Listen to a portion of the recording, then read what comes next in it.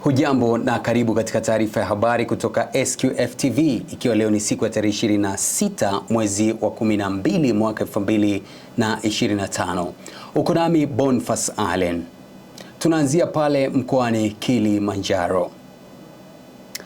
Uchunguzi kuhusu ajali ya helikopta ya uokoaji iliyotokea katika hifadhi ya taifa ya Kilimanjaro Kinapa umeanza kwa lengo la kubaini chanzo cha ajali hiyo iliyotokea juzi na kusababisha vifo vya watu 5. Hayo yamesemwa na mhifadhi mkuu wa huduma za hifadhi za taifa nchini TANAPA, Musa Kuji, alipokuwa akiwapa taarifa waandishi wa habari kuhusu tukio hilo mjini Moshi, mkoa wa Kilimanjaro. Chanzo cha ajali hiyo bado hakijajulikana na maafisa wa mamlaka zinazohusika na usafiri wa anga kwa maana ya TCAA na nyingine zinazohusiana na shughuli hizo wako katika eneo la tukio ili kuendelea na uchunguzi. Tuachane na taarifa hiyo, tuelekee katika taarifa nyingine inayohusiana na jeshi la polisi. Jeshi la polisi Tanzania limetoa shukrani kwa wananchi wote nchini kwa ushirikiano walioonyesha katika kulinda na kudumisha amani kipindi chote cha sikukuu ya Christmas iliyoadhimishwa tarehe 25 Disemba mwaka 2025. Kwa mujibu wa taarifa iliyotolewa na msemaji wa jeshi la polisi makao makuu Dodoma, DCP David Misime, hatua hiyo imewezesha sherehe za mwaka huu kufanyika kwa utulivu na bila changamoto za kiusalama. Amesema hali ya usalama imeendelea kuwa shwari katika maeneo yote ya nchi, huku wananchi wakiendelea kusherehekea sikukuu kwa kufuata sheria, taratibu na kanuni za nchi bila wasiwasi wala hofu. Tuelekee katika taarifa nyingine ambapo mwanasheria mkuu wa Baraza Kuu la Waislamu Tanzania BAKWATA Hassan Athman amesema kuna upotoshaji mkubwa unaoendelea kuhusu tafsiri ya hukumu ya Mahakama Kuu ya Tanzania iliyotolewa Disemba 24, akisisitiza kuwa mahakama haikutupilia mbali BAKWATA wala kuikuta imekiuka katiba.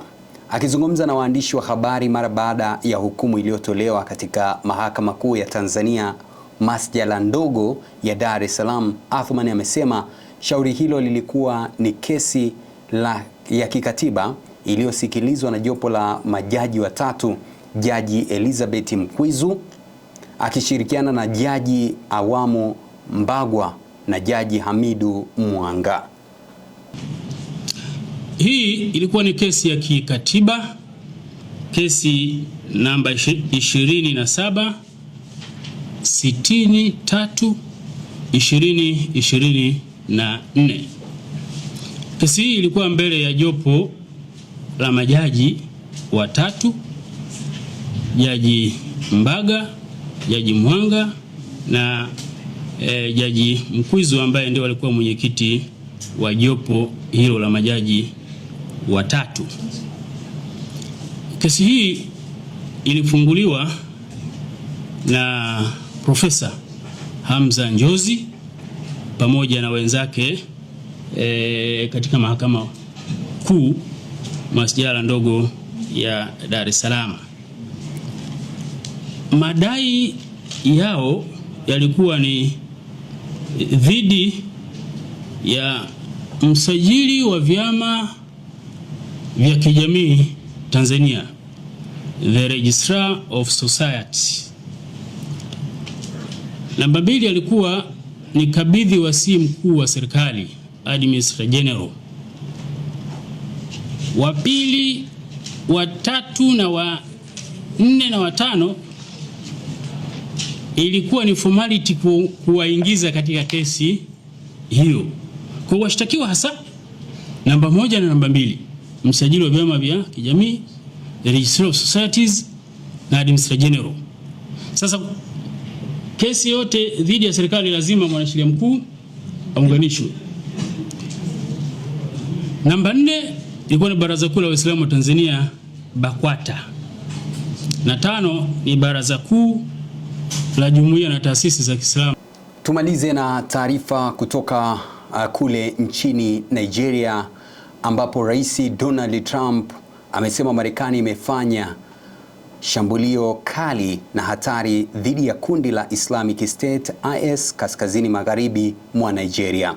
Trump amesema jeshi la Marekani limefanya mashambulizi hayo huku kamandi ya Marekani AFRICOM ikiripoti kwamba shambulio la Alhamisi lilifanywa kwa kushirikiana na Nigeria katika jimbo la Sokoto.